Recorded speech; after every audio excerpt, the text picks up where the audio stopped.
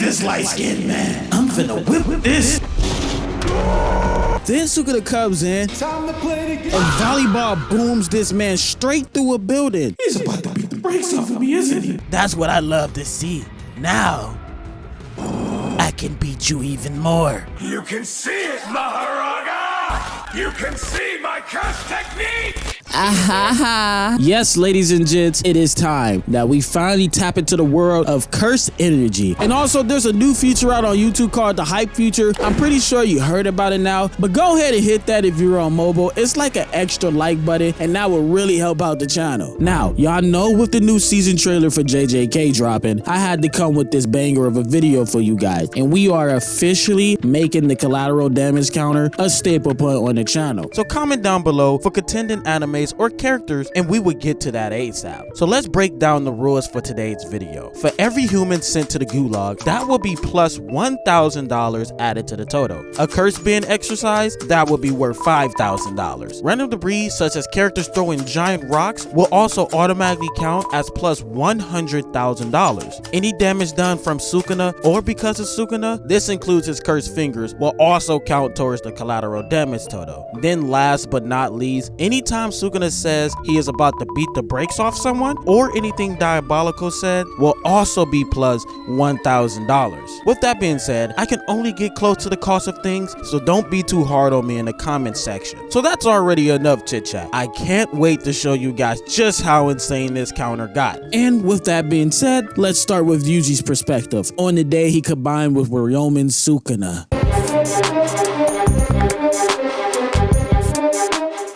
Sleepyhead, it looks like you're finally awake. Huh? Where am I? Oh, I wouldn't worry about that too much. I would be more worried about your livelihood. My livelihood? You're about to die. Don't you remember what happened yesterday? Yesterday, our main character, Yuji Itadori, life changed for the worse. I mean, Yuji was just living his life as a normal kid, going back to school and taking care of his grandpa, who ended up dead serious, dying frame one. Bro said 2 lines and then retired. And this man Yuji was doomed from the start, because later that night, a character named Megami, who is from the school of Jujutsu Sorcery, came to him in search of a cursed object. Now let's do a quick explanation of what a cursed object is. A cursed object is just an object that has cursed energy in it. And in very simple terms, cursed energy is just energy generated from negative emotions that turn into spiritual energy, which makes them capable of knocking people's heads through multiple walls. So Megami had been on this hunt for the cursed object that belonged to Sukuna. Yo, I dead serious hope you got what I came here for. Look how they are calling me Potential Man on Twitter. Freaky Man 65, Potential Man at it again. Never seen my grandma 36. It was a low-level curse, by the way. Jerry loves to hate 03. Oh brother,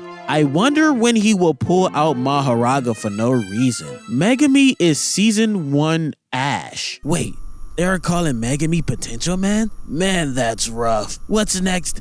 Him dying to a low-level curse? Can I continue my backstory without you interrupting me? Do you want to die? I'm going to continue. So Yuji explains that he did have the cursed object, but his friends had took it with them and went to the school. And they did this at nighttime. I really want to know the thought process behind this. Hey, let's take this finger we found and go break it to our school at nighttime with all the lights out. That sounds like a great idea. Now, one thing about cursed objects is that they attract other weaker curses. Now, you might be asking, why are these objects even near a school in the first place? Well, if you guys remember, it's because not only is cursed energy from negative emotions, but also cursed monsters are also created from these negative emotions. And what's more negative than learning y equals mx plus b and never using it in real life, or proving a triangle is a triangle and we are clearly looking at a triangle? Sorry, that was my trauma speaking. So Megami tells Yuji his friends are about to die and they start booking it to the school. Then Yuji comes in from the top ropes, saving his friends with seconds to spare. So I'm like, okay, cool. They packed them curses up pretty easy. So now I'm guessing Megami is going to take Yuji to the school and teach him how to gain and control his cursed energy. Nope, another and even more huge curse comes and blows the entire side of the wall off. Now, one of the rules is that only a curse can kill a curse, and Yuji thought it was a good idea to jump into the fight to help Megami. So in order to not get eaten by the curse, Yuji ends up eating one of Sukuna's fingers. One-shots the curse, and then... It's time to play the game! play the game. It's time to play the game. I'm going to kill everyone. So yeah, Sukuna has now been resurrected in Yuji's body, and the first thing he wants to do is terrorize the entire country. But Yuji ends up taking the body back. I don't know who you are, but you need to go ahead and get out of my body. Oh, that's when I showed up. I sure am good looking. Well, look at you, Megami. Beat up again. Twitter gonna love this. Stay still.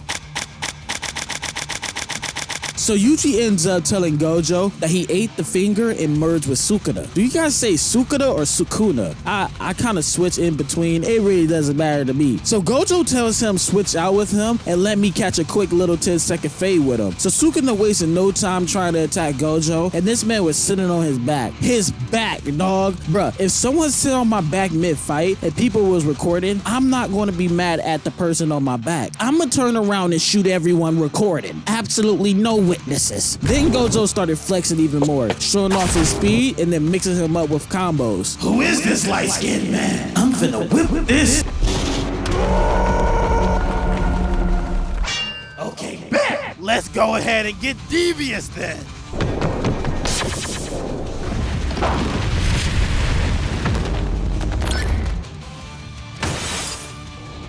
Yeesh. I thought you would be much more entertaining than that. So Yuji ends up going to Jujutsu High School to get trained on how to control his curse energy. Yuji, Megami, and the other first-year student Nobara all get assigned to a mission at a juvenile detention center because a curse had been reported and they had to confirm and rescue the survivors, if they were even alive. So right when they get in, they already start seeing revive markers. Man's entire body is cut in half, kind of like someone else. If you know, you know. If you are anime only, don't know until you know, you know.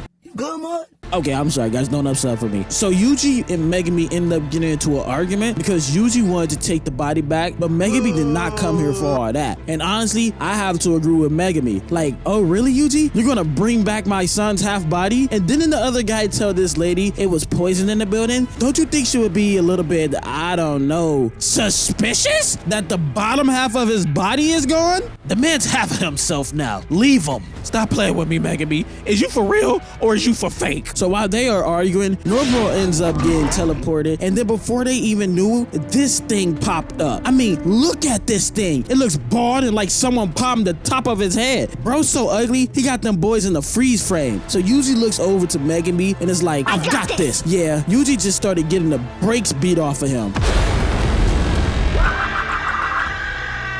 Y'all see this giant hole? That's a wall reinforced with steel and mixed with metal. So finally Sukuna switches to Yuji. So Sukuna starts to plot on the ways to make Yuji's life even more horrible in every which way possible. But the curse ended up attacking Sukuna, who easily deflected it.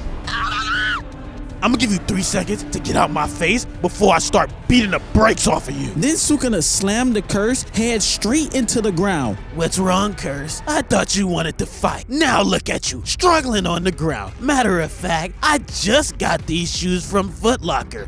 Tell me how they taste. Stomping right on his face. Now, since this is only part of a bridge, we would just give it the same price as the wall. Then the curse grabbed Sukuna's leg, who ripped it off and instantly started laughing like crazy. Bro literally has this man up on the wall. And look at his feet. They looking just like his hands. So the curse ends up healing and using reverse curse energy to do so. Well done, Curse. That's what I love to see. Now, I can beat you even more. So Sukuna ends up popping his domain expansion and cutting this man into 5 strips of steak. So Sukuna's like, why stop here? He can't switch back with me right now. Let's go enjoy the fresh air. Sukuna instantly pulled up on Megami. Then he rips out Yuji's heart, and to top it off, he ate one of his fingers to get even more of a Zenkai boost. You about to beat the brakes off of me, aren't you? Yeah, I'm about to beat the brakes off of you. So Sukuna starts beating the brakes off of him, tossing him through a forest, juggling bro through the air. Like, look at this frame. How does one even end up in this type of situation? Buddy has air impacts coming from the punches out of his body. 1 wall, 2 wall, 1, 2, 3 pillars, and then another wall. Megami had to call the flying type Pokemon to carry him away. Then Sukuna comes in and volleyball booms this man straight through a building. So yeah, Sukuna was going a little crazy, but that has nothing on the events that took place in Shibuya. So Jogo pulls up on these two girls who have first fed Yuji one of Sukuna's fingers, and Yuji had just got boxed up not too long ago. How many freaking dicky fingers did y'all get from 1 or 5? Ew, no, we won't tell you. Jogo wasted no time packing these two girls up with his flames. Then he pulled out 1, 2, 3, 4, 5, 6, 7, 8, 9, 10 more fingers and put them all down Yuji's throat. I know his throat feels like drinking a McDonald's Sprite the wrong way. Now, apparently the girls did not die from him, and he was about to go finish them off. Where did my hand go? Hands off of me, fodder. So Sukuna got them shaking in their boots. He got curses and humans both in fear. Look at the girls. They struggling just to breathe around him. Sukuna woke up one day. Shibuya smiled and ran away. Step by step the street went boom. Guess who brought their urban doom? Bow your heads before me. And he instantly takes a little off the top of Jogo's head because he didn't bow low enough. First the girls. What do y'all want from me? Speak fast. Oh, great Sukuna, king of curses, please smite my enemy. Go ahead and lift your heads up, sisters. So she lifts her head up and Sukuna takes it right off. Then she's like, I'm gonna expose you to the girls' chat. And then she gets the exact same treatment as her sister, and then her entire body turned into cubicles. Oh my, oh my. This is when you know the studio just wants to stop paying a voice actor. Sukuna then looks over to Jogo and asks him what he wants. He's about to beat the brakes off of me, isn't he? I want to fade you real quick. I heard they call you John with a metal jaw. And before we start the next scene, just know we will have to go step by step on how quick the collateral damage total skyrockets. Yeah, Sukuna starts beating the brakes off Jogo, speed blitzing him in the air, and 1 second he's there, and the next frame is just an evil, menacing red smile. Into all his hands getting completely sliced. Sukuna threw a whole boulder at this dude as it smashed him through the side of an entire skyscraper. That's not even including the damage done to the roads on the ground from the debris. So Jogo starts burning the whole building up, and look at Sukuna just straight chilling. He just knows they're about to mess up the entire city. So Jogo rushes in. Parry, arms chopped off again. Then Jogo hits him with the super blast, sending a hole through the entire building. Then Sukuna hit the Goku spin move, and bro started pinballing off signs, off lights, off windows, and finally into the van the Incredibles was driving. Then all Jogo saw was the top of Sukuna's hand, and all we saw was the bottom of his feet. And boom, this man. So Jogo loses his top and floods the entire block with lava. Hold up. Stop for just a second. Let's just use this scene right here to get an estimated calculation. First, I count 18 regular cars, all probably worth minimum $25,000. I doubt any of them driving a doohickey. Second, I see 1 semi-truck, 1 box truck, and 1 SUV. Then lastly, we have about 14 buildings in frame, 4 of which looks like giant buildings joined together. But it only gets worse. Then we have about 17 more buildings in frame, getting melted by lava. Then Sukuna started backflipping from the explosions as this man Jogo hits a pain scream and slams 2 skyscrapers into Sukuna, who came out that boy looking like, what is that melody? Before coming in and look at this demonic frame right here. Before smashing him through another window, running with him, and blasting him through the other side. And then Sukuna facepalms this man mid-air and send him straight through another multi-level building all the way to the bottom. Oh goodness, I need to get out of here. You know, Curse, I haven't had fun beating somebody down like this since the Heian era, but we are not finished. The time it would take for them to fix this city is the same time it would take for the GTA 5 construction site to be built. It's never happening. So Jogo decides to drop maximum meter, his second strongest move, or maybe it's his third after his flame ability. But either way, this one is his top moves. So legit, Sukuna pulls up on all the sorcerers in the area, telling them that they can't move until the moment he says move. And if they do it a second too soon, they will all die. Have y'all ever played Red Light, Green Light, or Simon Says? Or even better yet, let's bring back the mannequin challenge again. So right when the meter is about to hit, he lets them move, and this booms every single thing in the radius. I just dropped a super boulder on his head. It's no way that even Sukuna could have dodged that untouched. Yo! I'm not gonna lie. That meteorite move was kind of tough. So Sukuna tells him, let's have one final showdown with our fire enchanted bows. I mean, Jogo had no choice. Bro was already getting whooped across Shibuya. So he pulls out one of his flame moves too, and they don't even show any shots going off, just Jogo getting burnt to a crisp. He got diffed so bad that it smacked him into the white room from Invincible. He was even seeing his dead homies. You ran that fade well, big homie. You stood on all 10 cursed toes. Then Sukuna came in giving him motivational speeches, and look at the background. Another skyscraper was falling to the ground. And now, ladies and gentlemen, it's time for the final part. You think the total counter is bad right now? This next section caused so much damage so quick that we would have to do a continuous counter as they are fighting. So Megami ends up getting caught lagging by this guy. And I'm not even going to put any respect on his name, but he was one of them characters that you just wanted to strangle so bad. So since Megami was basically on his last leg, he ended up calling in Big Daddy Mahoraga. They might call me Potential Man, but this is where you potentially die. No? Bad joke. So Mahoraga booms Megami and was about to kill the little homie until Sukuna came in and saved him. And this was not no saving grace. He only did that because if he didn't do that, Megami and him would have died. So Sukuna and Mahoraga post up. Mahoraga makes the first move and Sukuna blocks the first blow. Then he punched him in the side of the head and hit him with the dismantle, cutting his chest wide open. Then they both perfect punch each other and gets blasted back. Inflation is getting crazy. How are they charging $15 for a medium-sized popcorn?